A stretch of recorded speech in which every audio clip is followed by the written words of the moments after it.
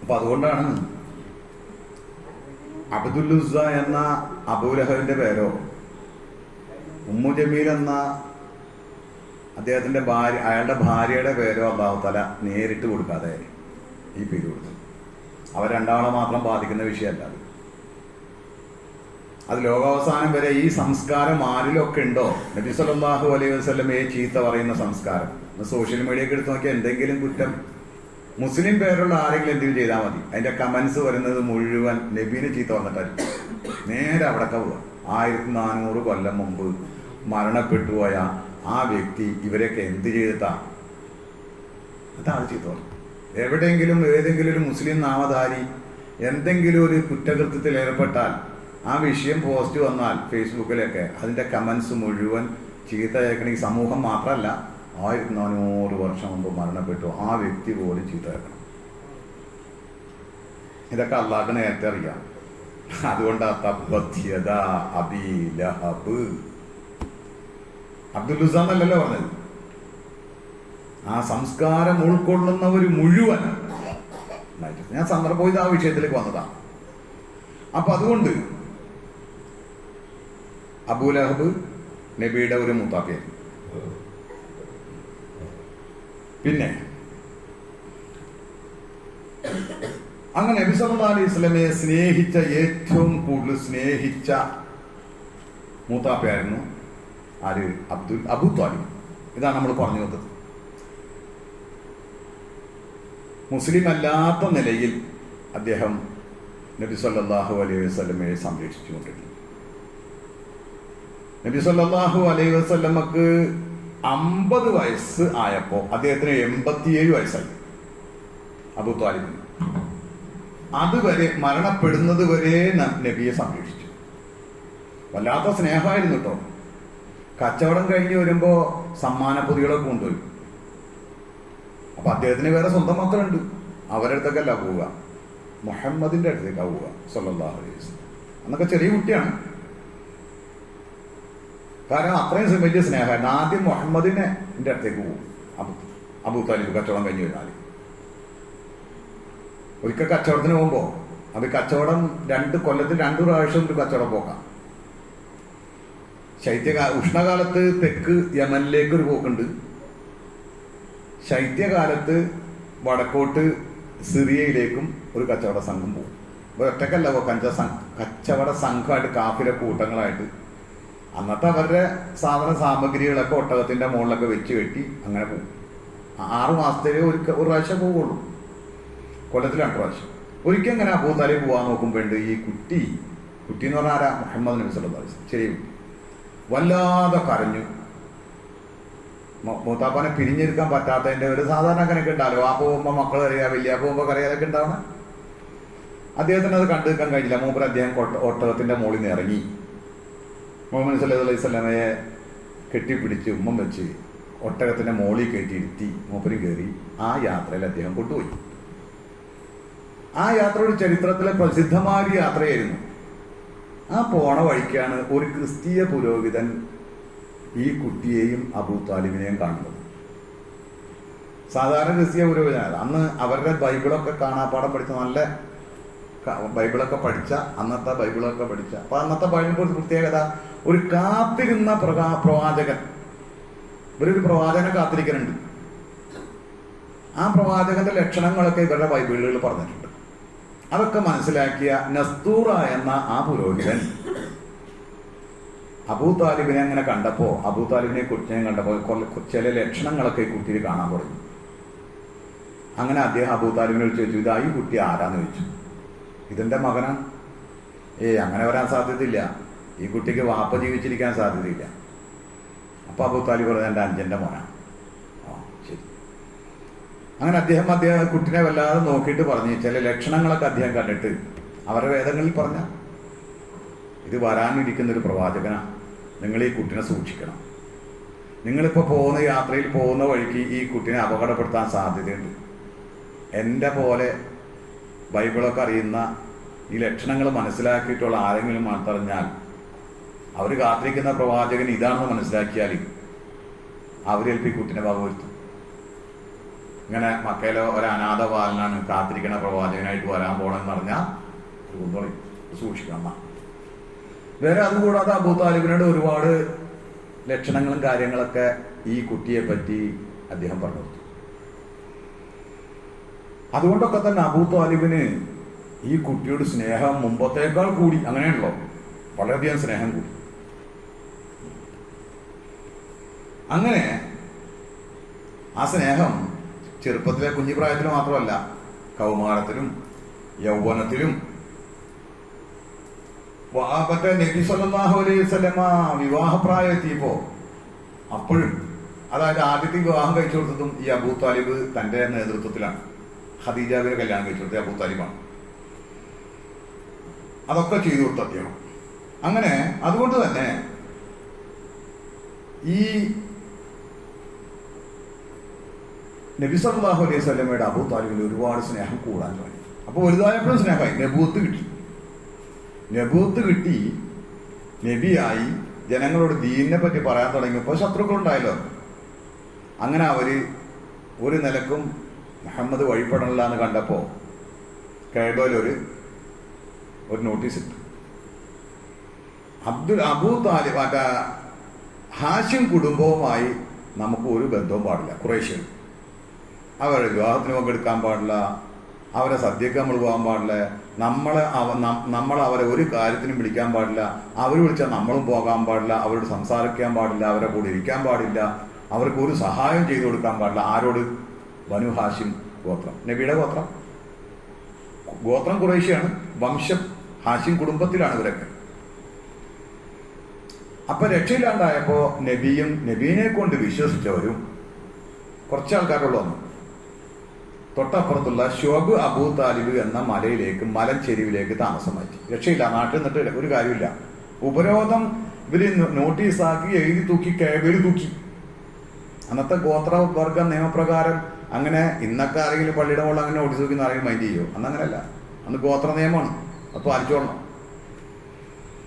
അങ്ങനെ കഅബയിൽ കെട്ടി തൂക്കി. ഇക്കാരണത്താൽ അവരൊക്കെ ബനു ഹാഷിം നബി സല്ലല്ലാഹു അലൈഹി വസല്ലമയെ കൊണ്ട് വിശ്വസിച്ച അവരെല്ലാവരും കൂടി ഷുഅബ് അബൂ താലിബിലേക്ക് താമസം മാറ്റി. അതൊരു സുഖവാസ കേന്ദ്രമൊന്നുമല്ല, മഹജരിവ, ഭക്ഷണത്തിനൊന്നുമില്ല, വെള്ളം കുടിക്കാൻ കിട്ടൂല. ആരെങ്കിലൊക്കെ രാത്രി സമയത്ത് ഒളിച്ചു മാറി എന്തെങ്കിലുമൊക്കെ കൊണ്ടു കൊടുത്തിട്ടുണ്ടായിട്ട് കുടിക്കാൻ. കുറെ മാസങ്ങളോടെ അവിടെ താമസിച്ചു. പ്രശ്നം അതൊന്നുമല്ല. മുസ്ലിം അല്ലായിരുന്നിട്ട് പോലും ഈ അബൂ താലിബ് നബി സല്ലല്ലാഹു അലൈഹി വസല്ലമയുടെ സംരക്ഷണാർത്ഥം അവരോടൊപ്പം കൂടി അവിടെ പോയി വിശപ്പും ദാഹമൊക്കെ അനുഭവിച്ച് ത്യാഗം സഹിച്ചു. എന്താ കാരണം? നബിയോടുള്ള അഗാധമായ സ്നേഹം. നമ്മളാരും ചെയ്യും? നമ്മളാലോചിക്ക്, നമ്മുടെ അഞ്ചിന്റെ മോൻ അല്ലെങ്കിൽ ജ്യേഷ്ഠന്റെ മോൻ, അവൻ കുറെ ആദർശം പറഞ്ഞ നാട്ടിൽ പ്രശ്നമാക്കി, നാട്ടുകാരെല്ലാവരും അവന്റെ പിന്നാലെ. അങ്ങനെ അവനവിടെ നാട്ടുകാരെല്ലാവരും ഇവിടുന്ന് പുറത്താക്കി, ഊരുവിലക്ക് പ്രഖ്യാപിച്ച് അവനവനെ വേറെ ഏതോ ഒരു കാട്ടിൽ പോയി താമസിക്കാനും. അവനോടുള്ള സ്നേഹം കാരണം നമ്മളാരെയും പോകും അവന്റെ കൂടെ പോയി താമസിക്കാൻ? അബൂ താലിബ് അങ്ങനെ ചെയ്തു. വിഷമിച്ച് അത്രയും ത്യാഗം സഹിച്ച്, ആ വിഷമം സഹിച്ച് ആ ത്യാഗത്തോടു കൂടെ അവരുടെ കൂടെ പോയി. അതുകൊണ്ട് തന്നെ അബൂ താലിബിന്റെ ധാർമ്മികമായ, സാമ്പത്തികമായ, അതുപോലെ ശാരീരികമായ, നമ്മുടെ ഇന്നത്തെ ഭാഷയിൽ പറഞ്ഞ രാഷ്ട്രീയമായ എല്ലാവിധ പിന്തുണയും നബി സല്ലല്ലാഹു അലൈഹി വസല്ലം കിട്ടിക്കൊണ്ടിരുന്നു. അദ്ദേഹത്തിന്റെ മരണം വരെ കിട്ടി. നമുക്ക് ആ ചരിത്രത്തിന്റെ അവസാന രംഗത്തേക്ക് പോകാം. അബൂ താലിബും മുഹമ്മദും നബി സല്ലല്ലാഹു അലൈഹി വസല്ലം കൂടിയുള്ള അബൂ താലിബും മരണശയ്യയില. സ്നേഹത്തിന്റെ കുറച്ചൊരു ഉദാഹരണങ്ങളാണ് ഞാൻ പറഞ്ഞത്. അത്രമാത്രം സ്നേഹിച്ചിരുന്നു നബീനെ. അങ്ങനത്തെ ഒരു മനുഷ്യനാണ്. അബൂ താലിബും മരണശയ്യയിൽ കിടക്കുകയാണ്. ചുറ്റും ഖുറൈശി നേതാക്കന്മാരൊക്കെ കൂടിയിട്ടുണ്ട്. ആര് പറഞ്ഞു? അബൂ താലിബേ, നിന്റെ അവസാന സമയമാണിത്, നിനക്ക് ഇനി അധികം കാലം ആയുസില്ല. കാരണം അദ്ദേഹം മരണശയ്യയിലാണ്. ഇനിയെങ്കിലും ആ മുഹമ്മദിനെ വിളിച്ച് നീ കാര്യം പറയണം. അവൻ കുറെ കാലങ്ങളായി നമ്മളുടെ വിശ്വാസ ആചാരങ്ങളൊക്കെ തള്ളി പറയാൻ തുടങ്ങിയിട്ട്, നമ്മുടെ ആദർശത്തെ കുറ്റം പറയാൻ തുടങ്ങിയിട്ട്. നമ്മൾ വെച്ച് ആരാധിച്ചു വരുന്ന, വിളിച്ച് പ്രാർത്ഥിക്കുന്ന നമ്മുടെ മഹാന്മാരെ അവൻ കുറ്റം പറയുന്നത് കുറെ കാലമായി. ഈ ഒറ്റ ആള് കാരണം കൊണ്ടാണ് ഇന്നും അവൻ ജീവിച്ചിരിക്കുന്നത്. സന്ധി ശരിയായിരുന്നു. അബൂ താലിബ് ആ സമൂഹത്തിന്റെ നേതാവായിരുന്നു ഖുറൈശികളുടെ. ആ അബൂ താലിബിന്റെ തണലില്ലായിരുന്നെങ്കിൽ എന്നെയോ മുഹമ്മദ് നബീനെ അവര് കെട്ടിക്കളയും. ഗോത്ര നേതൃത്വം വലിയ ശക്തിയാണ്. ഈ അബൂ താലിബ് ഉള്ളിടത്തോളം കാലം, അബൂ താലിബിന്റെ സംരക്ഷണയിൽ മുഹമ്മദ് ഉള്ളിടത്തോളം കാലം അവനൊന്നും ചെയ്യാൻ കഴിയില്ലെന്ന് അവർക്കറിയാം. ഇത് മുമ്പും ഇവരിങ്ങനെ അബൂ താലിബ് പറഞ്ഞിട്ടുണ്ട്, മുഹമ്മദിന്റെ പോക്ക് ശരിയല്ല, നമ്മൾ വെച്ച് പിടിച്ച് പ്രാർത്ഥിക്കുന്ന മറ്റു സാധനങ്ങളെ ലാത്ത ഉസ പോലുള്ളതിനെ തേടുന്നതിനൊക്കെ അവൻ കുറ്റം പറയുന്നുണ്ട് എന്നാ. അപ്പൊ അതുകൊണ്ട് വിളിച്ച് പല പ്രാവശ്യം അബൂ താലിബ് പറഞ്ഞു. അബൂ താലിബ് കെവിടിക്കാൻ നോക്കുമ്പോ, എന്തുകൊണ്ടോ മുഹമ്മദ് നബിയുടെ മുഖത്ത് നോക്കുമ്പോ അബൂ താലിബിന് അങ്ങനെ പറയാൻ തോന്നല്ല. അങ്ങനെയാണ് പോയിക്കൊണ്ടിരിക്കുന്നത്. അങ്ങനെ അവസാന നിമിഷം വന്നു, ഇനി രക്ഷയില്ല അബൂ താലിബ്, ഇനിയിപ്പോ നിന്റെ അവസാന കാലാണ്, ഇനി അധികം ആയുസില്ല നിനക്ക്. ഈ നിലക്കാണ് പോണെങ്കിൽ അവസാനം മുഹമ്മദിന് എന്തെങ്കിലും സംഭവിച്ചാൽ ഞങ്ങളെ കുറ്റം പറയരുത്. അതുകൊണ്ട് അവനെ കാര്യം പറഞ്ഞ് മനസ്സിലാക്കുക. അങ്ങനെ അവസാനം അബൂ താലിബിന് മനസ്സിലായി, ഇനിയിപ്പോ രക്ഷയില്ല, ഇനിയിപ്പോ ഞാൻ പറയണം, എന്റെ കാലവും കഴിയാൻ പോവല്ലേ. അങ്ങനെ നബിയെ വിളിപ്പിച്ചു, മുഹമ്മദിനെ വിളിക്കാൻ പറഞ്ഞു. വിളിപ്പിച്ചു കൊണ്ടുവന്ന ആ ഒരു രംഗമുണ്ട്.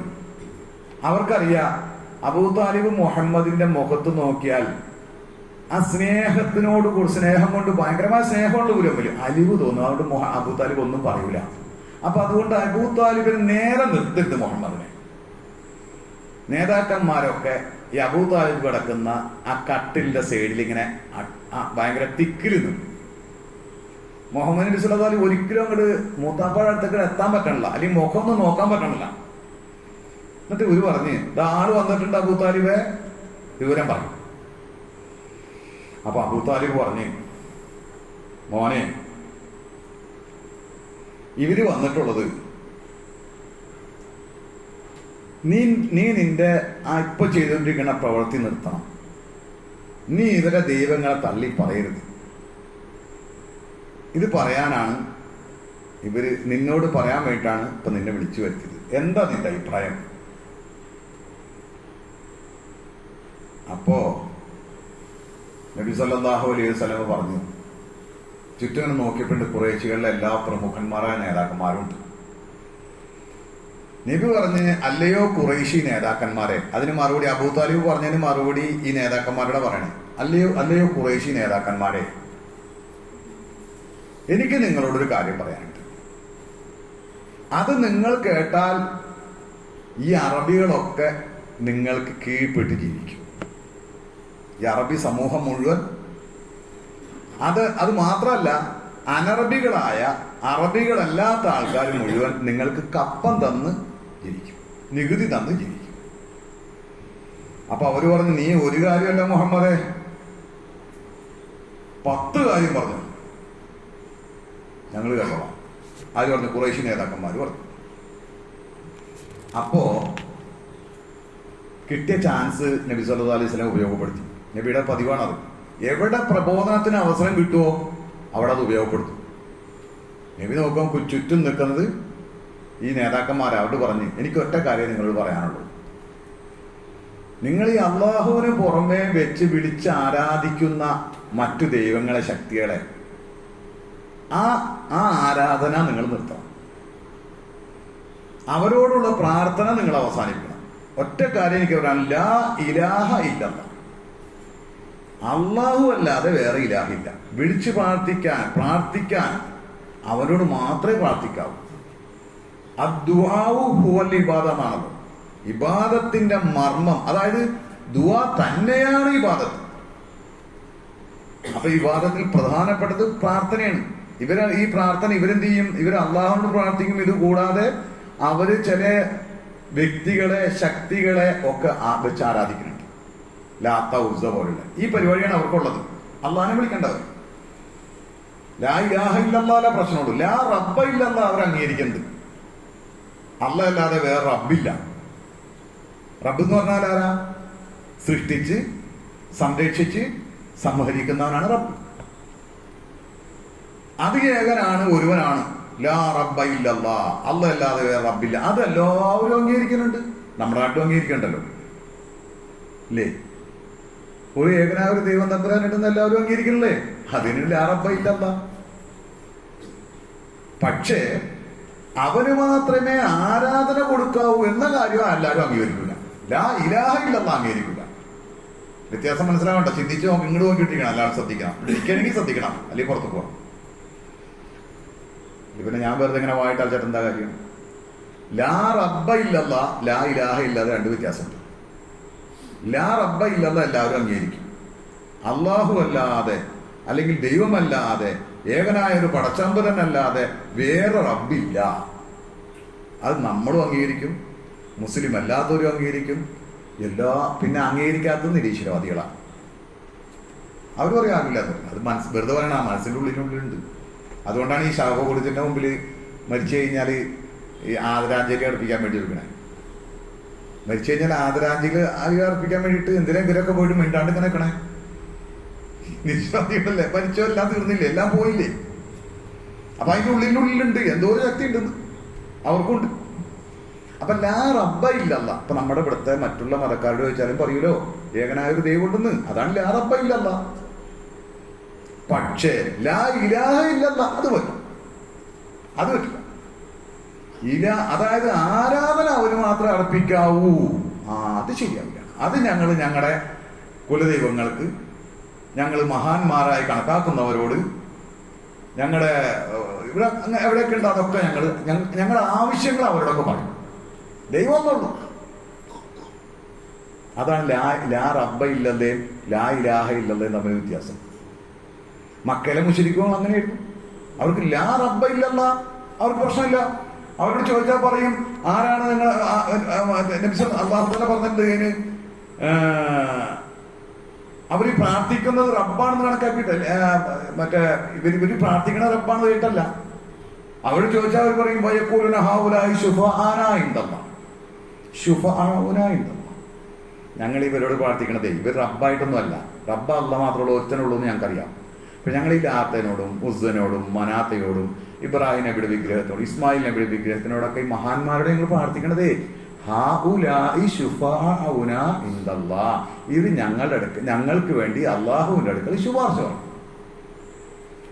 അതിനുവേണ്ടിയാണ് നബി സല്ലല്ലാഹു അലൈഹി വസല്ലം പറഞ്ഞതോ നിങ്ങൾ അള്ളാഹുവിനെ മാത്രമേ പ്രാർത്ഥിക്കാവൂ. ഈ ഒറ്റ കാര്യം. ഇതാണ് ഖുറൈശി നേതാക്കന്മാരോട് പറഞ്ഞത്. എനിക്ക് ഒറ്റ കാര്യം നിങ്ങളോട് പറയാനുള്ളൂ, ലാ ഇലാഹ ഇല്ലല്ലാഹ്. നിങ്ങൾ എല്ലാത്തിനും ഉപേക്ഷിക്കണം. എന്നിട്ട് ഏകനായ പടച്ചതമ്പുരാനായ ഈ പ്രപഞ്ചത്തിന്റെ സൃഷ്ടികർത്താവായ ആദി പരാശക്തിയായ നമ്മുടെ ഭാഷയിൽ പറഞ്ഞാൽ ജഗൻ നിയന്താവായ ആ ലാ റബ്ബ ഇല്ലല്ലാ എന്ന് പറഞ്ഞില്ലേ, ആ റബ്ബിനോട് തന്നെ ലാ ഇലാഹ ഇല്ലല്ലാ പ്രാർത്ഥനകൾ മുഴുവൻ അവനോടേ പാടുള്ളൂ. എല്ലാ സഹായ തേട്ടങ്ങളും അവനോടേ പാടുള്ളൂ. എല്ലാ വഴിപാടുകളും അവനോടേ പാടുള്ളൂ. എല്ലാ അഭയം ചോദിക്കലും ആവശ്യങ്ങൾ തോന്നലും അവനോടേ പാടുള്ളൂ. ഇതാണ് ലാ ഇലാഹ ഇല്ലല്ലാ. ഇത് കേട്ടപ്പോ ഖുറൈശി നേതാക്കന്മാര് അത് സമ്മതിച്ചില്ല എന്ന് മാത്രമല്ല, നബി സല്ലല്ലാഹു അലൈഹി വസല്ലമയെ ഒരുപാട് ചീത്ത പറഞ്ഞിട്ട്, അസഭ്യം പറഞ്ഞിട്ട് അവിടുന്ന് ദേഷ്യപ്പെട്ട് എല്ലാവരും കൂട്ടത്തോടെ ഇറങ്ങിപ്പോയി. ഇനി അവിടെ ബാക്കി അവശേഷിക്കുന്നത് അബൂ താലിബ് കൊണ്ട് നബിയുണ്ട്. ഇനി നബി അബൂ താലിബുമായിട്ടുള്ള സംഭാഷണം. നബിയുടെ പഠിച്ച പണി 18 നോക്കി അബൂ താലിബിനോട് ഒന്ന് പറ മൂത്താപ്പ ലാ ഇലാഹ ഇല്ലല്ലാ. പഠിച്ച പണി 18 നോക്കി. പക്ഷെ മുഹമ്മദേ ഭയങ്കര സ്നേഹം ഉണ്ടായ, ഇത്രയും സ്നേഹം ഉണ്ടായ മുഖത്ത് നോക്കി പോലും നബിയോട് മുഹമ്മദിനോട് ഞാൻ അങ്ങനെ ചെയ്യല്ലേട്ട മോനെന്ന് പറയാൻ പോലും നിൽക്കാത്ത അബൂ താലിബിനോട് എത്ര തന്നെ പറഞ്ഞിട്ടും ലാ ഇലാഹ ഇല്ലല്ലാ ഒന്ന് പറ മൂത്താപ്പ, ഒന്ന് പറ മൂത്താപ്പ. എടാ നീ പറഞ്ഞൊക്കെ ശരിയാന്നൊക്കെ എനിക്കറിയാം. പക്ഷേ ഇത്രയും കാലം ഞാൻ ഈ ഖുറൈശി സമൂഹത്തിന്റെ നേതാവായിട്ടാണ് ജീവിച്ചത്. ഇനി ഈ അവസാന ഘട്ടം ഈ മരണശയ്യയിൽ വെച്ച് ഞാൻ നിന്റെ മതത്തിൽ ചേർന്നു എന്ന ചീത്തപ്പേരോടെ മരിക്കാൻ എനിക്ക് പറ്റൂലടാ മോനെ. എത്ര തന്നെ നബി സല്ലല്ലാഹു അലൈഹി വസല്ലമ പറഞ്ഞിട്ടും അബൂ താലിബ് ലാ ഇലാഹ ഇല്ലല്ലാ എന്ന് പറയാതെ അതേ അവസ്ഥയിൽ അദ്ദേഹം മരിച്ചുപോയി. നബി സല്ലല്ലാഹു അലൈഹി വസല്ലം വല്ലാതെ വിഷമിക്കൂലേ? ഇത്രയധികം സ്നേഹിച്ച മനുഷ്യൻ കണ്ണീരോടെ വിഷമിച്ച് അബൂ താലിബിന്റെ വീടിന്റെ പടി ഇറങ്ങുമ്പോ ജിബ്രീൽ അലൈഹിസ്സലാം വന്ന് പറഞ്ഞ വാചകം അക്ഷരാർത്ഥത്തിൽ നബി സല്ലല്ലാഹു അലൈഹി വസല്ലമയെ ഞെട്ടിച്ചു കളഞ്ഞു. ആ വാചകം നബി സല്ലല്ലാഹു അലൈഹി വസല്ലമ അവിടുന്ന് ഇങ്ങനെ അബൂ താലിബിന്റെ വീട്ടിൽ നിന്ന് ഇറങ്ങുകയാണ്, പടിക്കെത്തി. എന്നിട്ട് പറഞ്ഞത് അവിടെ എത്തിയപ്പോൾ ജിബ്രീൽ അലൈഹി ഇസ്ലാമിന്റെ ഒരു വാചകം നബി സല്ലല്ലാഹു അലൈഹി വസല്ലമ സൂറത്തു ഖസസിലെ 56-ാമത്തെ ആയത്ത് അവിടെ ഇറങ്ങിയാണ്. എന്താ നബിയോട് പറഞ്ഞ അല്ലാഹു തആല, ഇന്നക ലാ തഹ്ദീ മൻ അഹ്ബബ്ത, നബിയെ നീ ഇഷ്ടപ്പെടുന്നവരെ നിനക്ക് സന്മാർഗത്തിലാക്കാൻ കഴിയില്ല. വലാകിന്നല്ലാഹ യഹ്ദീ മൻ യശാ, അല്ലാഹു അവനെ ഉദ്ദേശിച്ചവരെ സന്മാർഗത്തിലാക്കും. സത്യത്തിൽ ഇതാണ് കേട്ട ഉടനെ നബി സല്ലല്ലാഹു അലൈഹി വസല്ലം അത്ഭുതപ്പെട്ടു എന്നുള്ളതാണ്. ഇത്ര നേരമൊക്കെ കഷ്ടപ്പെട്ട് അബൂ താലിബിനോട് ഇങ്ങനെയൊക്കെ പറഞ്ഞിട്ടും അദ്ദേഹം ലാ ഇലാഹ ഇല്ലല്ലാഹ് എന്ന് പറയാത്തതിന്റെ കാരണം അല്ലാഹ് അപ്പം അങ്ങോട്ട് ഇറക്കി കൊടുക്കണം. 53-ാമത്തെ ആയത്ത് സൂറത്തുൽ ഖസസിലെ ഇന്നക ലാ തഹ്ദീ മൻ അഹ്ബബ്ത, നീ ഇഷ്ടപ്പെടുന്നവരെ നിനക്ക് സന്മാർഗത്തിലാക്കാൻ പറ്റൂല മുഹമ്മദേ, വലാകിന്നല്ലാഹ യഹ്ദീ മൻ യശാ, അല്ലാഹ് ഉദ്ദേശിച്ചവരെയാണ് അവൻ സന്മാർഗത്തിലാക്കുക. സുഹൃത്തുക്കളെ, ഒരു കാര്യം നമ്മൾ ഇവിടെ മനസ്സിലാക്കാനുണ്ട്. നമ്മുടെ ക്ലാസിന്റെ മർമ്മ അതാണ്. അബൂ താലിബിന് കിട്ടാത്ത ഹിദായത്ത് നമുക്ക് കിട്ടി. അതുകൊണ്ടല്ലേ നമ്മൾ ഈ ഖുർആൻ ക്ലാസ്സിന് ഇവിടെ വന്നിരിക്കുന്നത്.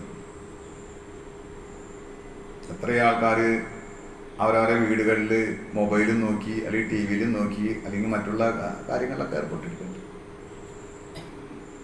ഇത്രയധികം നബി സല്ലല്ലാഹു അലൈഹി വസല്ലമയെ സ്നേഹിച്ച അബൂ താലിബിന് ഹിദായത്ത് കിട്ടിയില്ല. മനസ്സിലായില്ലേ? ആ ഹിദായത്ത് നമുക്ക് കിട്ടി.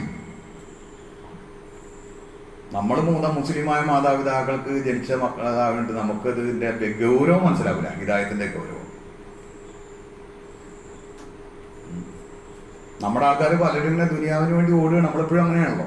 ഈ സമയത്ത് പോലും ദുനിയാവാണ്, അല്ലെങ്കിൽ ദുനിയാവിന്റെ കാര്യമാണ്. എവിടം വരെ ഓടും? അൽഹാക്കുമു തകാസുർ വരെ, ഹത്താ സുർത്തുമുൽ മഖാബിർ വരെ. ഖബറുകൾ സന്ദർശിക്കുന്നവർ ഓടും. ഓടിക്കഴിഞ്ഞാൽ ഒറ്റ വീഴ്ച, എവിടെയെങ്കിലും പോയിട്ട് പെട്ടെന്ന് വീഴും. ഈ സമ്പാദിച്ച ഒന്നും കൊണ്ടുപോകാൻ പറ്റൂല, 3 കഷ്ണം തുണിയല്ലാതെ. പാവപ്പെട്ടവനായാലും പണക്കാരനായാലും രാജാവായാലും പ്രജയായാലും മന്ത്രിയായാലും 3 കഷ്ണം തുണി കൊണ്ടുപോകാൻ പറ്റും. അപ്പൊ അങ്ങനെ ഓടി. നമുക്കിവിടെ അള്ളാഹുവിന്റെ ഹിദായത്ത് ലഭിച്ചുകൊണ്ട്, അബൂ താലിബിന് കിട്ടാത്തൊരു ഹിദായത്ത് നമുക്ക് ലഭിച്ചത് കൊണ്ട്, നമുക്ക് കിട്ടിയതുകൊണ്ടാണ് നമ്മളിവിടെ വന്നിരിക്കുന്നത്. അബൂ ഖുഹാഫ അബൂബക്കർ സിദ്ദീഖിന്റെ വാർത്തയാണ്. മക്കം ഫത്തഹിന്റെ സമയത്താണ് ഈ അബൂ ഖുഹാഫ മുസ്ലിം ആവണം. അതുവരെ മുസ്ലിം ആയിട്ടില്ല. ആ അബൂ ഖുഹാഫനെ 2-3 ആൾക്കാർ താങ്ങി പിടിച്ചിട്ടൊക്കെയാണ് നബിയുടെ മുമ്പിൽ കൊണ്ടുവന്ന ഷഹാദത്തി എല്ലാം വേണ്ടി. അങ്ങനെ ചൊല്ലിക്കഴിഞ്ഞു. മുസ്ലിമാന് ശേഷം മകൻ അബൂബക്കർ സിദ്ദീഖ് ഉണ്ടല്ലോ, അബൂ ഖുഹാഫയുടെ മോനാണ്. പറഞ്ഞൊരു വാക്കുണ്ട്, വല്ലദീ ബഅസക ബിൽ ഹഖ്, തങ്ങളെ സത്യവുമായി പറഞ്ഞയച്ച അല്ലാഹു ആ ഒരുവനെ തന്നെയാണ് സത്യം. ല ഇസ്ലാമു അബൂ താലിബിൻ കാന അഖറു ലി ഐനി മിൻ ഇസ്ലാമിഹി. ചുരുക്കി പറഞ്ഞാൽ എൻ്റെ വാപ്പ മുസ്ലിം ആയതിനേക്കാൾ കൂടുതൽ സന്തോഷം എനിക്ക് തോന്നുമായിരുന്നു അബൂ താലിബ് മുസ്ലിം ആയിരുന്നെങ്കിൽ. എൻ്റെ വാപ്പ മുസ്ലിമായി സന്തോഷം തന്നെ അല്ലേ? നമ്മുടെ വാപ്പ അല്ലെങ്കിൽ നരകത്തിൽ പോകേണ്ട ആള്. അതിനേക്കാൾ എനിക്ക് സന്തോഷം തോന്നുമായിരുന്നു അബൂ താലിബ് മുസ്ലിം ആയിരുന്നെങ്കിൽ, മരിക്കുന്നതിന് മുമ്പ്. കാരണം അവർക്ക് എല്ലാവർക്കും അറിയാവുന്ന നബി സല്ലല്ലാഹു അലൈഹി വസല്ലമയെ എത്രമാത്രം അബൂ താലിബ് സ്നേഹിച്ചിരുന്നു. അബൂ താലിബ് മരിക്കുന്ന അവസരത്തിൽ നമുക്കറിയാം ആമുൽ ഹുസൈൻ എന്നാ പറയാം, ഹുസൈൻ എന്ന് പറയാം, ദുഃഖത്തിന്റെ വർഷം. ആ വർഷത്തിൽ തന്നെയാണ് ആ ഖദീജ ബീവി മരിക്കണത്. നബിയുടെ താങ്ങും തണലുമായിട്ടുണ്ടായിരുന്ന ഭാര്യ വെറുതെ ഭാര്യ മാത്രമല്ലായിരുന്നല്ലോ. അതുകൊണ്ട് ദുഃഖത്തിന്റെ വർഷം എന്ന് പറഞ്ഞാൽ അത്രയധികം വിഷമായിരുന്നു. ആ ഇവിടെ നമുക്ക് മനസ്സിലാക്കാനുള്ള കാര്യം, ഇത്ര അധികം സ്നേഹിച്ച അബൂ താലിബിന് ഹിദായത്ത് കിട്ടിയില്ല. എന്തുകൊണ്ട്? ഇതാണ് നമ്മുടെ ചോദ്യം. നമ്മൾ നബീനെ സ്നേഹിക്കുന്ന അതുപോലെ അബൂ താലിബ് സ്നേഹിച്ച പോലെ ഒന്നും നമ്മൾക്ക് നബീനെ സ്നേഹിക്കാൻ പറ്റൂല കേട്ടോ. ഒരാൾക്കും പറ്റൂല. പറ്റില്ല നമുക്ക് മനസ്സിലായല്ലോ. അങ്ങനെ നബീനെ സ്നേഹിച്ച് നമ്മളിപ്പോ ചെയ്തുകൊണ്ടിരിക്കണം, ഞങ്ങൾ നബീനെ സ്നേഹിക്കുന്നേന്നും പറഞ്ഞ് കൊല്ലത്തിലൊരിക്കൽ ഒരു ദിവസം തെരഞ്ഞെടുത്തിട്ട് നബി സ്നേഹം നോട്ടീസ്, ബാനർ, ലേറ്റ്, മറ്റൊന്ന് മറിച്ച് നമ്മളത്രേ ചെയ്യുന്നുള്ളൂ. ഇത്രയധികം നബി സല്ലല്ലാഹു അലൈഹി വസല്ലമയെ സ്നേഹിച്ച അബൂ താലിബിന് ഹിദായത്ത് കിട്ടിയില്ല. എന്തുകൊണ്ട്? ഒരു കാര്യം നമ്മൾ മനസ്സിലാക്കണം, വളരെ അടിവരായിട്ട് മനസ്സിലാക്കണം. കേവല സ്നേഹം അല്ല ഹിദായത്തിന്റെ മാനദണ്ഡം. അതാണ് നമ്മൾ മനസ്സിലാക്കണം. നമ്മൾ നബിനെ സ്നേഹിക്കുന്നു പറഞ്ഞിട്ടേ അതല്ല ഹിദായത്തിന്റെ മാനദണ്ഡമെന്ന് അബൂ താലിബിന്റെ ചരിത്രം നമുക്ക് മനസ്സിലാക്കി തരികയാണ്.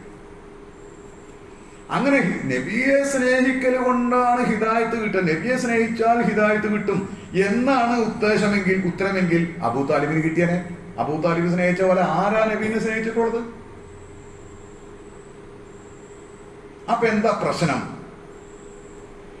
എവിടെയാണ് അബൂ താലിബിനെ പഴിച്ചത്? അഹ്ലുസ് സുന്നയുടെ വിശ്വാസത്തിൽ അബൂ താലിബ് മരിച്ചത് മുസ്ലിമായിട്ടല്ല. കാരണം മൂപ്പരെ വായോട് ലാ ഇലാഹ ഇല്ലല്ലാഹ് പറഞ്ഞിട്ടില്ല. അപ്പൊ അബൂ താലിബ് എന്താ സംഭവിച്ചേ? നബി സല്ലല്ലാഹു അലൈഹി വസല്ലമയുടെ വായിലൂടെ നമ്മൾ കേട്ടല്ലോ, അന്ന ഹാദാ സിറാത്തി മുസ്തഖീമ, ഇതാണ് എന്റെ നേരായ മാർഗം. നമ്മളതാണല്ലോ ഈ 17 പ്രാവശ്യം ദിവസം ചോദിക്കേണ്ടത്, ഇഹ്ദിന സിറാത്തുൽ മുസ്തഖീം. അതാണ് കേട്ടോ,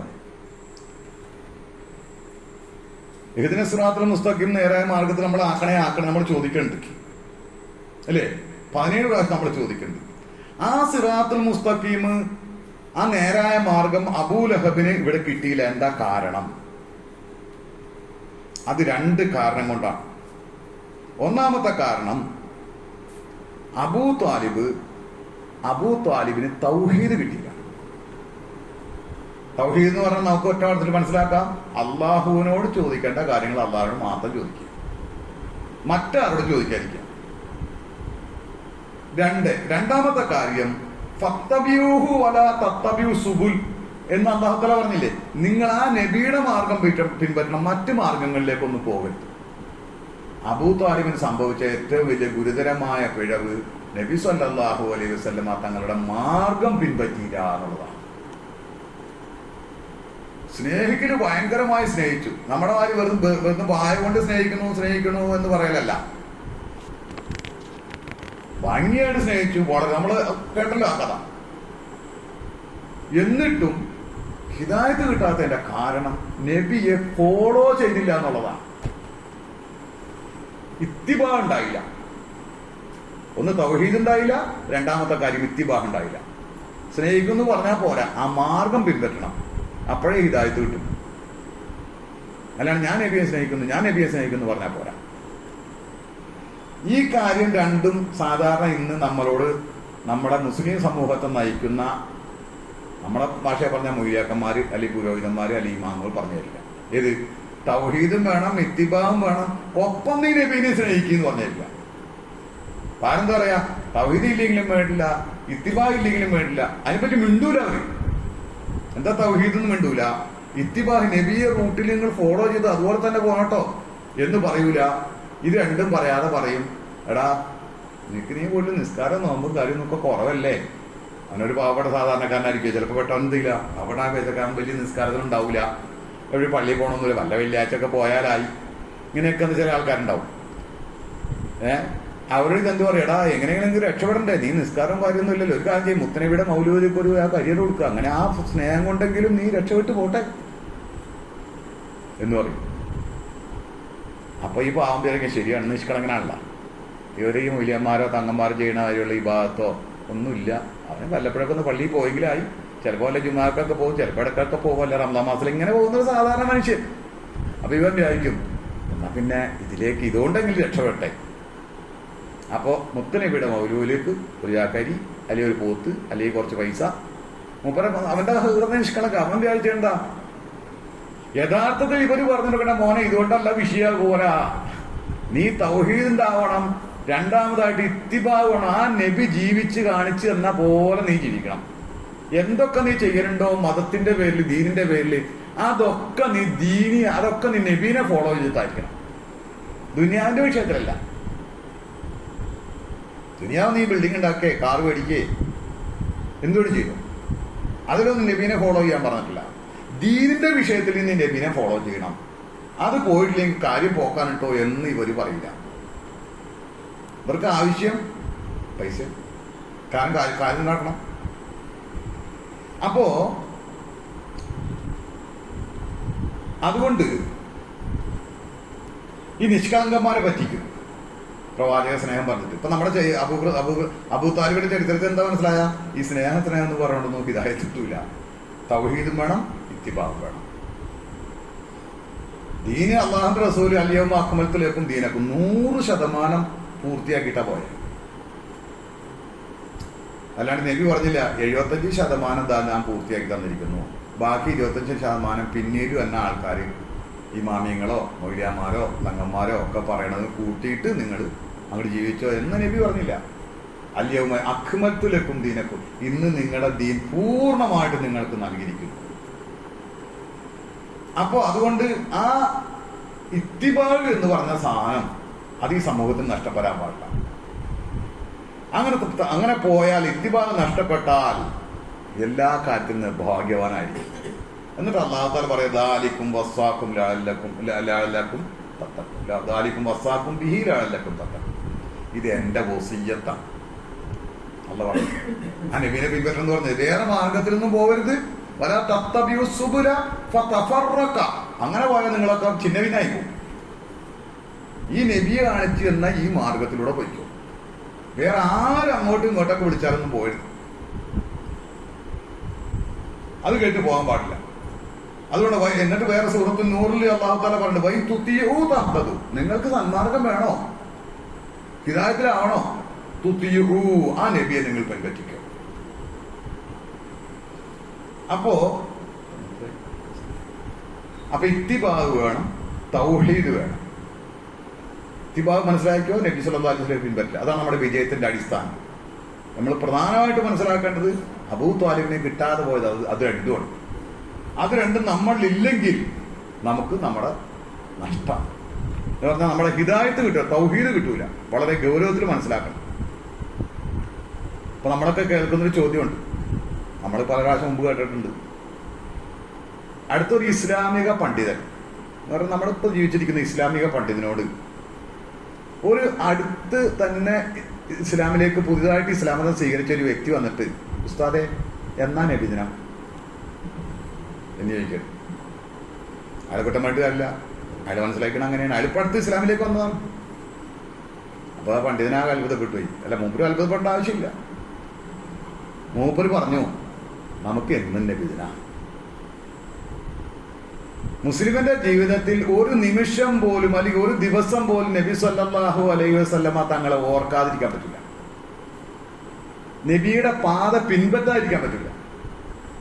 അവൻ ഇബാദത്ത് ചെയ്യുന്നുണ്ടെങ്കിൽ നബി സല്ലല്ലാഹു അലൈഹി വസല്ലമ ചെയ്ത മാറി ചെയ്യണം. അത് കൊല്ലത്തിൽ ഒരു ദിവസമല്ല, എല്ലാ ദിവസവും. അപ്പൊ നമുക്ക് എന്നാ നബിദിനം ഉസ്താദിനെ ചോദിച്ചപ്പോ ഈ പണ്ഡിതൻ പറഞ്ഞു കൊടുത്ത മറുപടി നമുക്ക് എല്ലാ ദിവസവും നബിദിനം, എല്ലാ ദിവസവും വേണം. നമ്മളെ സംബന്ധിച്ചിടത്തോളം നബി സല്ലല്ലാഹു അലൈഹി വസല്ലമയെ ഓർക്കലും നബി സല്ലല്ലാഹു അലൈഹി വസല്ലമയുടെ കാര്യത്തിൽ സന്തോഷിക്കലും നമുക്ക് എല്ലാ ദിവസവും വേണം, ഒരു ദിവസം മാത്രം പോരാ. അതാണ് നമ്മുടെ ഇന്നത്തെ ക്ലാസിന്റെ ഹെഡിങ് തന്നെ വെച്ചത്. എന്നാണ് നമുക്ക് നബിദിനം? ഇന്നും. ഇത് ഒരു ദിവസം മാത്രം റബീഉൽ അവ്വൽ 12 ഒരു ദിവസം മാത്രം നബിനെ ഓർത്തു ആഘോഷിച്ചു ചിന്തിച്ചു പോരാ. പിന്നെ ബാക്കി പിന്നെ ഇനി അടുത്ത കൊല്ലം അസ്സലാമു അലൈക്കും, അടുത്ത കൊല്ലം കാണാട്ടോ എന്നും പറഞ്ഞ സലാം ചൊല്ലി പിരിയേണ്ട പരിപാടിയാണ്. അത് പറ്റില്ല. നമുക്ക് എന്നും നബിദിനായിരിക്കണം. ജീവിതത്തിന്റെ ഒരിക്കലും വിസ്മരിക്കാൻ പറ്റാത്ത ഒരു വ്യക്തിത്വമാണ് നബി സല്ലല്ലാഹു അലൈഹി വസല്ലം. എന്താ കാരണം? ലോകത്തിന് ഒരായുസ് കൊണ്ട് ലോകത്തിന് ആവശ്യമായ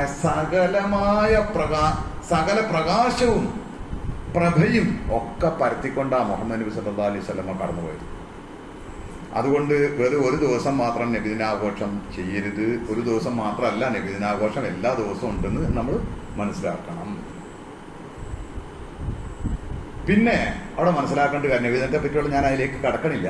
ഇൻഷാ അല്ലാഹ് വേണമെങ്കിൽ നമുക്ക് അടുത്ത ആഴ്ച അല്ലാഹു തൗഫീഖിന് ആവശ്യത്തിലേക്ക് പോകാം. മറ്റൊരു വിഷയം പറയാനുള്ളത്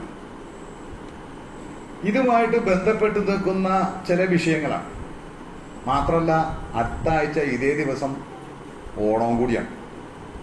അപ്പൊ അതുകൊണ്ട് നമ്മൾ പ്രത്യേകം ചില കാര്യം മനസ്സിലാക്കാനുണ്ട്.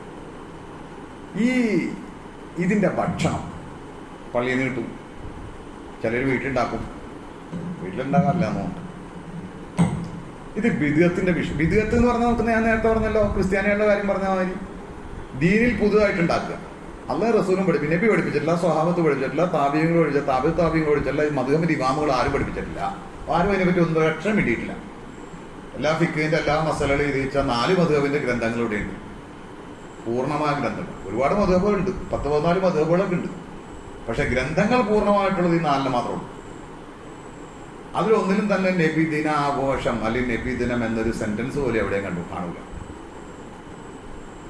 ഹദീസും ഖുർആനും പോട്ടെ, അതുകൊണ്ട് ഇമാമിങ്ങളെങ്കിലും എഴുതി വെക്കട്ടെ, ഒന്നും ഉണ്ടാവില്ല. അപ്പൊ അതുകൊണ്ട് ഇനി അതിന്റെ പേരിൽ ഭക്ഷണം ഉണ്ടാക്കും, പായസം ഉണ്ടാക്കും, ചിലര് നെയ്ച്ചോറിറച്ചിയൊക്കെ ഉണ്ടാക്കും. ഇത് കഴിക്കാൻ പറ്റൂല എന്നുള്ളതാണ് ഈ പ്രശ്നം. ഇതൊരു ബിദ്അത്തിന്റെ, അതായത് ഇസ്ലാമിൽ ബിദ്അത്ത് എന്ന് പറഞ്ഞാൽ വലിയ ഗൗരവമായ കാര്യമാണ്. ഒരു ഹറാമ് ചെയ്യുന്നതിനേക്കാൾ ഗൗരവമാണ്. സുഫിയാൻ സൗരി അങ്ങനെ പറഞ്ഞു. ഹറാമ് ചെയ്യുന്നതിനേക്കാൾ, എന്താ ഹറാമ് ചെയ്യുന്നതിനേക്കാൾ ഗൗരവം എന്നറിയാമോ? ഒരാളൊരു കള്ളുടിയനാണ്, അവൻ ബോധ്യം ഉണ്ടാവും ഞാൻ ഈ ചെയ്യുന്നത് തെറ്റാ, ഇത് ഹറാമാണ്, അള്ളാഹ് ഹറാമാക്കിയാണ്. ഏതെങ്കിലും കാലത്ത് അവൻ ആ പരിപാടി നിർത്തി അള്ളാഹുവിനോട് തൗബ ചെയ്യാനുള്ള ചാൻസ് ഉണ്ട്, ഇല്ലേ? ഒരു ബിദ്അത്ത് എന്ന് പറഞ്ഞാൽ ദീനിൽ നബിയും സ്വഹാബത്തും പഠിപ്പിക്കാത്ത ഒരു കാര്യം ആരൊക്കെ ഉണ്ടാക്കി തീർത്തത് ഇവൻ ചെയ്തുകൊണ്ടിരിക്കുന്നത്. ഈ ചെയ്യുന്ന ആൾക്കാരൊക്കെ ധാരണ എന്താ അറിയാമോ? ഇത് നല്ലൊരു അമലാണെന്നാണ്. നാളെ സ്വർഗത്തില്, ഞാൻ നേരത്തെ പറഞ്ഞ മാതിരി സ്വർഗത്തില് സീറ്റ് കിട്ടാൻ ഉപകരിക്കുന്ന വലിയൊരു അമലാണെന്ന. സത്യമായിട്ട് എനിക്കറിയില്ല, ഈ ബിദ്അത്തുകൾ ഇങ്ങനെ അല്ലാഹു റസൂലും പഠിപ്പിക്കാത്ത കാര്യങ്ങൾ ദീനിന്റെ പേര് നല്ലതാണെന്ന് പറഞ്ഞ് ഉണ്ടാക്കി തീർത്താൽ ക്രിസ്തീയ മതത്തിന് സംഭവിച്ച അധപ്പതനം പോലെ ഇസ്ലാമിന് സംഭവിക്കും എന്ന കാര്യം എനിക്കറിയില്ല. അപ്പോ ഇത് ബിദ്അത്ത് എന്ന് പറഞ്ഞാൽ ദീനില്ലാത്ത അനാചാരത്തിന്റെ ഭക്ഷണമാണ്. യഥാർത്ഥത്തിൽ നമ്മുടെ അതിനോടുള്ള പ്രതിഷേധം പ്രകടമാക്കേണ്ട ഏറ്റവും പറ്റിയ സമയവും ആ ഭക്ഷണം കഴിക്കണം. ഇപ്പോഴാണ് അത് പറ്റുക. എന്തുകൊണ്ട് നീ കഴിക്കാനില്ല? അത് അള്ളാഹുവിന്റെ റസൂലും പഠിപ്പിക്കാത്ത മാർഗത്തിലുള്ള ഒരു ഇബാദത്തിന്റെ പേരിലുള്ള ഭക്ഷണമാണ്. ഇനി അതുപോലെ ഒരു ഭക്ഷണം വേറെ അപ്പുറത്തായി ലോകത്ത് വരും, ഒരു ഗ്ലാസ് പായസം, അത് വേറൊരു മതക്കാരെയാണ്. അതിന്റെ വിധി എന്താ? ഇതിങ്ങനെ അതും ഈ ഗണത്തിൽ തന്നെ. നബിദിനത്തിന്റെ ഭക്ഷണം ഹറാമാണെങ്കിൽ പിന്നെ മറ്റത് ഹലാലാകൂ. കാരണം എന്താ? അതൊരു അന്യ സംസ്കാരത്തിന്റെ, അവരുടെ പൂജാ കാര്യങ്ങളും അവരുടെ ആരാധനാ കാര്യങ്ങളും. നമുക്കറിയാലോ ഓണത്തിന്റെ കഥയൊക്കെ നമുക്ക് പറയണ്ടല്ലോ. മാവേലി വന്നതും കൊല്ലം മാവേലി വന്നതും ഇതൊക്കെ മുസ്ലിമിന് വിശ്വസിക്കാൻ പറ്റും. വാമനൻ ചവിട്ടി താത്തിയതും ഇതൊന്നും മുസ്ലിമിന് വിശ്വസിക്കാൻ പറ്റില്ല. അപ്പൊ ആ വിശ്വാസാചാരം വെച്ച് അവിടെ നിന്ന് കിട്ടുന്ന പായസം അതും ഇതേപോലെ നബിദിനത്തിന്റെ ഭക്ഷണം ഹറാമാണെങ്കിൽ അതും ഹറാമാണ്. പിന്നെ ഒരു വിഷയം അവിടെ ഉദിക്കലുണ്ട്. ഇന്ത്യ എന്ന ഈ മതേതര രാജ്യത്ത് അയൽവക്ക ബന്ധം നബി സല്ലല്ലാഹു അലൈഹി വസല്ലം പഠിപ്പിച്ചിട്ടുണ്ടല്ലോ. ഈ അയൽവക്ക ബന്ധം എന്ന നിലക്ക് അവർ തരുന്നത് നമുക്ക് കുടിക്കുന്നതുകൊണ്ട് വിരോധമില്ല, ആ ഒറ്റ നെയ്യത്തിൽ മാത്രം. കാരണം തൊട്ടടുത്ത വീട് അപ്പുറമാണ്, ഒരു അയൽവക്കമാണ്, അവർ നിലക്ക് കുടിക്കാം. അതല്ലാതെയുള്ള അവരുടെ ആരാധനയിൽ പങ്കുചേർന്നതുകൊണ്ടോ അല്ലെങ്കിൽ ആ ഓണാഘോഷം നമ്മൾ അവരുടെ ഒപ്പം ആഘോഷിക്കുന്നതോ അല്ലെങ്കിൽ അന്നേ ദിവസം നമ്മുടെ വീട്ടിൽ വെച്ച് കുറെ ഭക്ഷണം ഉണ്ടാക്കുന്നതോ ഒന്നും ഹലാലാവില്ല. ഈ ഒരൊറ്റ ചാൻസേ ഉള്ളൂ. പെട്ടെന്ന് നമ്മളൊരു മതേതര രാജ്യത്ത് താമസിക്കുമ്പോൾ അത് ഞങ്ങൾക്ക് പറ്റൂല എന്ന് പറയാൻ പറ്റില്ല ചില സമയത്ത്. കാരണം നബി സല്ലല്ലാഹു അലൈഹി വസല്ലം തന്നെ പഠിപ്പിച്ചിട്ടുള്ള അയൽവക്കം. നബി സല്ലല്ലാഹു അലൈഹി വസല്ലമയുടെ ജീവിതകാലത്ത് റോമാക്കാരുടെയും പേർഷ്യക്കാരുടെയും സമ്മാനങ്ങൾ, ഭക്ഷണ സാധനങ്ങളൊക്കെ നബി സ്വീകരിച്ചിട്ടുണ്ട്. അവരെ മറ്റു ഭക്ഷണമൊക്കെ നമുക്ക് സ്വീകരിക്കാട്ടോ. അവരെ എല്ലാ ഭക്ഷണം നമുക്ക് ഹറാമൊന്നുമല്ല. വേറെ ഈ സാധനം നാളെ സ്വീകരിക്കാം, അല്ലെങ്കിൽ ഇന്നലെ സ്വീകരിക്കാം. പക്ഷെ അന്നേ ദിവസം സ്വീകരിക്കണമെങ്കിൽ ഇതേ പറ്റുള്ളൂ. ഒരു അയൽവക്ക ബന്ധം എന്ന നിലക്ക് പേടിക്കുക. അപ്പൊ മറ്റത് ആരാധനയായിട്ട് മാറും. ഇത് നമ്മളിപ്പോ അവന്റെ വീട്ടിൽ നിന്ന് ഗ്ലാസ് പായസം കുടിച്ചാൽ അവന്റെ ഓണാഘോഷം നമ്മളാഘോഷം ആരും പറയില്ല. പക്ഷേ നബിദിനാഘോഷത്തിന് നമ്മൾ ഭക്ഷണം അത് മേടിച്ചു നമ്മുടെ വീട്ടിൽ കൊണ്ട് നമ്മൾ മേടിച്ചു കഴിച്ചാൽ അവൻ നബിദിനത്തിൽ പങ്കുചേർന്നു എന്ന് പറഞ്ഞാൽ ദീനിൽ ഒരു പുതിയ വിവാദത്തിന് ഇവൻ വിദഗ്ധായ ഒരു വിവാദത്തിൽ ഇവൻ പങ്കുവരും. രണ്ടും വ്യത്യാസമുണ്ട്. എന്നാൽ രണ്ടും ഒരു നിലക്ക് നോക്കുമ്പോൾ രണ്ടും ഒരേ നിലയാണ്. അപ്പൊ അത് നമ്മൾ പ്രത്യേകം മനസ്സിലാവണം. നല്ല സൂക്ഷ്മതയുള്ള ആൾക്കാരൊക്കെ ഇതൊക്കെ കണ്ട് ഒഴിവാക്കലാണെങ്കിൽ പറ്റുമെങ്കിൽ നല്ല കാര്യം പറഞ്ഞു കൊടുക്കണം. പക്ഷെ അതുകൊണ്ട് നമ്മുടെ അയൽവക്ക ബന്ധത്തിന് വല്ല കോട്ടങ്ങളോ പ്രശ്നങ്ങളോ ഉണ്ടാവുമെങ്കിൽ ഈ നിലക്ക് മാത്രം നമുക്ക് അങ്ങനെ ചിന്തിക്കാവുന്നതാണ്. അതൊരു പ്രത്യേക കാര്യം ശ്രദ്ധിക്കേണ്ടതുണ്ട്. പിന്നെ നമ്മൾ മനസ്സിലാക്കേണ്ട വളരെ പ്രധാനപ്പെട്ട, അപ്പോ അത് നമ്മുടെ കാര്യം വളരെ ഗൗരവത്തിൽ കണക്കിലെടുക്കേണ്ട വിഷയമാണ്. രണ്ടും ഒരു ദിവസം വന്നത് എന്ന് നമ്മൾ അറിഞ്ഞ സ്ഥിതിക്ക് ഈ യോഗ എന്നൊരു പരിപാടി ഇന്നിപ്പോ പെണ്ണുങ്ങളാണ് അതിന് കൊണ്ടുപോകണേ. ഞാൻ അറിഞ്ഞ ഇവിടെ ഒരുപാട് തൗഹീദുള്ള പെണ്ണുങ്ങളും കൊണ്ടുവന്നൊക്കെ വന്നേക്കണേ. എത്ര ഞാനാരും കേട്ടിട്ടില്ല, ഈ സ്ഥാപനം കണ്ടിട്ടില്ല. എൻ്റെ അറിവ് അങ്ങനെയാണ്. യഥാർത്ഥത്തിൽ വ്യായാമമൊക്കെ നല്ലതാണ്, ഇസ്ലാം പ്രോത്സാഹിപ്പിക്കുന്നുണ്ട്. പക്ഷെ അത് എന്തിന്റെ അടിസ്ഥാനത്തിലായിരിക്കണം? ഭൂമിദേവിയെ വണങ്ങിക്കൊണ്ടോ, അതിൽ ഈ സൂര്യഭഗവാനെ നമിച്ചുകൊണ്ട് അവന് പൂജിച്ചുകൊണ്ടുള്ള പാട്ടുകൾ വെച്ചുകൊണ്ടോ, അതൊക്കെ ശിർക്കിന്റെ ഭാഗമായിട്ട് മാറും. അങ്ങനെ ഏതെങ്കിലും പെണ്ണുങ്ങൾ തൗഹീദിന്റെ പെണ്ണുങ്ങളൊക്കെ പോകണമെന്നാണ് പറയണായിട്ട് ഞാൻ പറഞ്ഞു കേട്ട് കണ്ടിട്ടില്ല. യോഗക്ക് പോകണം. വ്യായാമം നല്ലതാ. ജിമ്മിൽ പോവാലോ, ലേഡീസ് ജിം ഉണ്ടാവും ഇവിടെ, അല്ലെങ്കിൽ വ്യായാമം നടക്കാലോ. യോഗ തന്നെ ഉണ്ടായിട്ടുള്ളത് ശിർക്കിന്റെ കൂടാരത്തിൽ നിന്നാണ്, അതിൽ നിന്ന് ഉണ്ടായിട്ടുള്ളത്. അതിനെ സംബന്ധിച്ച് ശരിക്കും മനസ്സിലാക്കേണ്ടാവും. അതിൽ ചെയ്യുന്ന പല കാര്യങ്ങളും സൂര്യദേവനെ വണങ്ങിക്കൊണ്ടാണ്. അത് ഏത് ആസനമായാലും പല പേരുണ്ട്. യോഗാസനത്തിന്റെ പല ആസനങ്ങളുടെ പേരുണ്ട്. അപ്പൊ ഏതെങ്കിലും പെണ്ണുകൾ നമ്മുടെ ഈ യോഗാസനം എന്ന് പറഞ്ഞ് പോണ്ടെങ്കിൽ അവിടെ സൂര്യഭഗവാനെ പൂജിച്ചുകൊണ്ടുള്ള പാട്ടുകളും അവരെ ശ്ലോകങ്ങളും വെച്ചിട്ടാണ് ഈ പരിപാടിയൊക്കെ നടക്കുന്നത്. മാത്രമല്ല ഭൂമിദേവിനെ വണങ്ങലുണ്ട്, തൊഴുത്ത് ഇങ്ങനെ കൈകൊണ്ട് ഇങ്ങനെ പലതുണ്ട്. അത് അപ്പൊ അതൊക്കെ നല്ലോണം ശ്രദ്ധിക്കണം. അള്ളാനെ പേടിക്കണവർക്ക് ഈ ഓണാകാശം നമുക്കും ആകാം, എല്ലാവർക്കും ആകാം. മലയാളികളുടെ എന്ന് പറഞ്ഞ ആൾക്കാർക്ക് ഇതും പറ്റും, അതെല്ലാവർക്കും പറ്റും. അങ്ങനെ കുറെ സങ്കര വർഗമുണ്ട് നമ്മുടെ മുസ്ലിം. ചാൻസ് മുസ്ലിമും ചോയ്സ് മുസ്ലിമും ഒക്കെ ഉണ്ടല്ലോ. മലയാളി മുസ്ലിം ഉണ്ട്, ചാൻസ് മുസ്ലിം എന്ന് പറഞ്ഞെന്താ? ഞാൻ അവിടെ പറഞ്ഞല്ലോ ചാൻസ് മുസ്ലിമിനെ പറ്റി. മാതാപിതാക്കൾ മുസ്ലിം ആയിക്കോ, ആ ചാൻസിൽ ഞാനാണ് മുസ്ലിമായി, ആണ് ചാൻസ് മുസ്ലിം. പിന്നെ ചോയ്സ് മുസ്ലിം ഉണ്ട്, അതായത് ഇഷ്ടമുള്ള ഇസ്ലാം മതം തിരഞ്ഞെടുത്തവൻ ചോയ്സ് മുസ്ലിം. പിന്നെ പ്രാക്ടിക്കൽ മുസ്ലിം ഉണ്ട്. നമ്മൾ ഇസ്ലാം ഉണ്ട്, അത് പ്രാക്ടിക്കൽ ആക്കുന്നവരാണ് പ്രാക്ടിക്കൽ മുസ്ലിം. പിന്നെ ലിബറൽ മുസ്ലിം ഉണ്ട്, ഓണാഘോഷക്കാരും അങ്ങനെ ഒരുപാട് മുസ്ലിം. പിന്നെ ഒരു OBC കൂട്ടമുണ്ട്, അതർ ബാക്ക്വേർഡ് കമ്മ്യൂണിറ്റിയിൽ പേര് വോട്ടർ പട്ടികയിൽ പേര് ചേർക്കാനും അതായത് മറ്റേ പിന്നോക്ക സമൂഹത്തിൽ പെടാൻ വേണ്ടിയിട്ട് പേര് മുസ്ലിമിന്റെ പേരായിട്ട് നടക്കുന്നത്. അവൻ ആ പേര് മാത്രമേ ഉണ്ടാവുള്ളൂ. ഇങ്ങനെ ഒരുപാട് മുസ്ലിം. അതിൽ കുറേ മുസ്ലിം ഈ യോഗക്കും പോവും. ഓണാഘോഷത്തിന് പട്ടുസാരി കൊടുത്ത് സെറ്റ് സാരി കൊടുത്ത് പൂക്കളൊട്ട് കൈകൊട്ടി പാടാൻ വേണ്ടിയിട്ട് താത്താമാർ വേണി മഫ്തെച്ചിട്ട് ആ മഫ്തെടുത്ത് കാട്ടിക്കളഞ്ഞാൽ മതി, എന്നാ പ്രശ്നമില്ലായിരുന്നു. അതെല്ലാം അതാന്നാ മനസ്സിലാക്കാനെ. ഇത് അതിനെ ഒരു സാധനം ഇങ്ങനെ കല്ലിൽ തലയിലേക്ക് ചുറ്റിയിടും. എന്നിട്ട് ടീച്ചർമാരും ഇന്നിപ്പോ നമ്മുടെ ടീച്ചറെ സസ്പെൻഡ് ചെയ്തേക്കും. ഇത് മക്കളെ അതിന് അങ്ങനെ അവര് പട്ടുപാവാടെ കുടിപ്പിച്ച് കുട്ടികൾക്ക് വേണ്ടിയിട്ടേ ഉമ്മമാര് തയ്യാറാക്കി വെച്ച് നല്ല മറ്റേ മുസാഫിന്റെ കടുകട്ടികളായ പെണ്ണുങ്ങളെ നടുക്കണ്ടം എന്നാണ് പറയാ മലപ്പുറം ഭാഷ. കുട്ടികൾക്ക് പട്ടുപാവാടൊക്കെ അടിക്കാൻ എന്തിനാ ഓണത്തിന് സെലിബ്രേറ്റ് ചെയ്യാൻ പറ്റും. അതൊരു ടീച്ചർ തക്കമുള്ള കുറച്ച് തൗഹീദുള്ള ഒരു പെണ്ണ് പറഞ്ഞതിന്റെ പേരാണ് അതിനെ പിടിച്ച് സസ്പെൻഡാക്കി. ക്ഷണിക്കണേ നല്ലതാ. കുറെ ബോധമില്ലാത്ത കുറെ താത്താമാര് കാക്കാമാരുണ്ട് നമ്മുടെ. എന്താണ് ഇസ്ലാം എന്ന് അറിയാത്തത്. ഈ പറഞ്ഞ OBC കൂട്ടം, അതല്ലെങ്കിൽ ഈ പറഞ്ഞ ലിബറൽസ്, അല്ലെങ്കിൽ ചാൻസ് മുസ്ലിം, പലയാതി മുസ്ലിമിൽ. അപ്പൊ അവരതൊക്കെ പലതും ചെയ്യും. പക്ഷെ അള്ളാഹെ പേടിയുള്ള തൗഹീദുള്ള മനുഷ്യന്മാർ എന്ത് ചെയ്യണം? റബ്ബിനെ കാണുമ്പോ പരലോകത്ത് പേടിക്കണം എന്ന് ആഗ്രഹമുള്ളവർ ഇത്തരം കാര്യങ്ങളൊക്കെ ശ്രദ്ധിച്ച് സൂക്ഷിച്ച് യോഗ പോലുള്ള കാര്യങ്ങളൊക്കെ അതിൽ വല്ല ചെറുക്കുണ്ടോ, അതിൽ ചെറുക്കിന്റെ ഭാഗം വരുന്നുണ്ടോ, ഇതൊരു വ്യായാമം മാത്രമുള്ളോ, ഇതൊക്കെ അന്വേഷിച്ചിട്ടൊക്കെ പോയാൽ മതി. അള്ളാഹുതആല നമ്മളെ ഹക്ക് ഹക്കായിട്ട് മനസ്സിലാക്കാനും ബാത്തില് ബാത്തിലാക്കി മനസ്സിലാക്കി തരാൻ തൗഫീഖ് ചെയ്യുമാറാകട്ടെ. അർഹമുർ റഹീമായ റബ്ബേ اللهم ارزقنا حقا حقا وارزقنا الباطل باطلا ربنا آتنا في الدنيا حسنة وفي الآخرة حسنة وقنا عذاب النار. അർഹമുർ റഹീമായ റബ്ബേ സുന്നത്തനുസരിച്ച് ജീവിച്ച് ഈമാൻ സലാമത്താക്കി ലാ ഇലാഹ ഇല്ലല്ലാഹ് എന്ന കലിമത്ത് തൗഹീദ് ഉച്ചരിച്ച് മരിക്കാനുള്ള മഹാസൗഭാഗ്യം ഞങ്ങൾക്കും ഞങ്ങളുടെ അഹിരികാർക്കും ഞങ്ങളുടെ മാതാപിതാക്കൾക്കും ഞങ്ങൾക്ക് വേണ്ടപ്പെട്ടവർക്കും ഞങ്ങളെ സഹായിച്ചവർക്കും എല്ലാവർക്കും നൽകി അനുഗ്രഹിക്കണം റഹ്മാനെ. ഞങ്ങളെ മക്കളെ നീ സ്വാലിഹീങ്ങളാക്കണം റഹ്മാനെ. തൗഹീദ് ജീവിച്ച് ഇത്തിബാ അനുസരിച്ച് ജീവിച്ച് തൗഹീദിൽ മരിക്കാനുള്ള നീ ഇഷ്ടപ്പെടുന്ന മാർഗത്തിൽ മരിക്കാനുള്ള മഹാസൗഭാഗ്യം ഞങ്ങൾക്ക് എല്ലാവർക്കും നൽകി അനുഗ്രഹിക്കണം റഹ്മാനെ. റബ്ബിർഹംഹുമാ കമാ റബ്ബയാനി സഗീറ. ആഖിറു ദഅ്വാനാ വൽഹംദുലില്ലാഹി റബ്ബിൽ ആലമീൻ. സുബ്ഹാനകല്ലാഹുമ്മ വബിഹംദിക അഷ്ഹദു അല്ലാ ഇലാഹ ഇല്ലാ അൻത അസ്തഗ്ഫിറുക വഅതൂബു ഇലൈക്.